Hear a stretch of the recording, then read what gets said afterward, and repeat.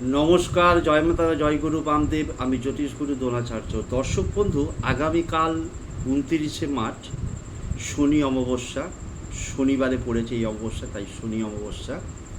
তার সাথে সাথে সূর্যগ্রহণ, আংশিক সূর্যগ্রহণ, যদিও ভারতবর্ষে দৃশ্যমান নয়, তবুও এটা আমার ব্যক্তিগত মতামত যে এর প্রভাব, একটা ইনডাইরেক্ট প্রভাব এর আমাদের উপরে অবশ্যই পড়বে।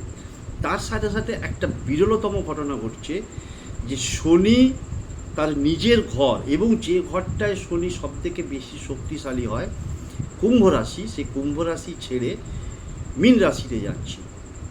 মীন রাশিতে কে বসে আছে? বসে আছে রবি। তাই বলবো যে প্রত্যেকে, এটা 12টা রাশি যাদের আছে, এই 12টা রাশি বা যে রাশি যে লগ্নই হয়ে থাকুক না কেন, বা রাশি লগ্ন নাই যারা থাক না কেন, প্রত্যেকটা মানুষকে বলবো যে এই টোটকাটা করো, যে আগামীকাল রাত্রি 8টা 18 মিনিটে তোমরা একটা চারমুখী প্রদীপ নেবে, হয় আটার প্রদীপ অথবা মাটির প্রদীপ নেবে, তাতে 4টে সলতে দেবে, তার মধ্যে তেল দিয়ে সেই প্রদীপটাকে 8টা 18 মিনিটে প্রজ্বলন করবে। যখন তুমি প্রজ্বলন করবে তখন একটু দমটাকে বন্ধ করে শনির যে বীজ মন্ত্র ওং সং শনিশ্চরায় নমঃ, এই মন্ত্রটা 9বার বলে তুমি প্রদীপটাকে ধরাবে।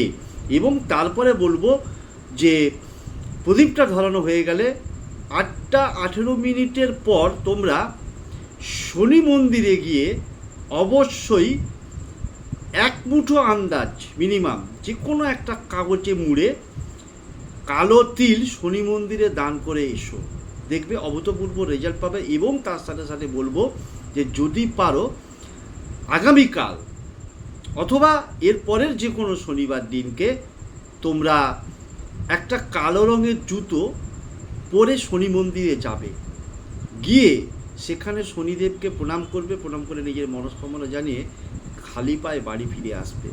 দেখবে শনির প্রভাবে রাতারাতি তুমি সমাজ জীবনের সমস্ত কিছু এক নিমেষেই পেয়ে যাবে।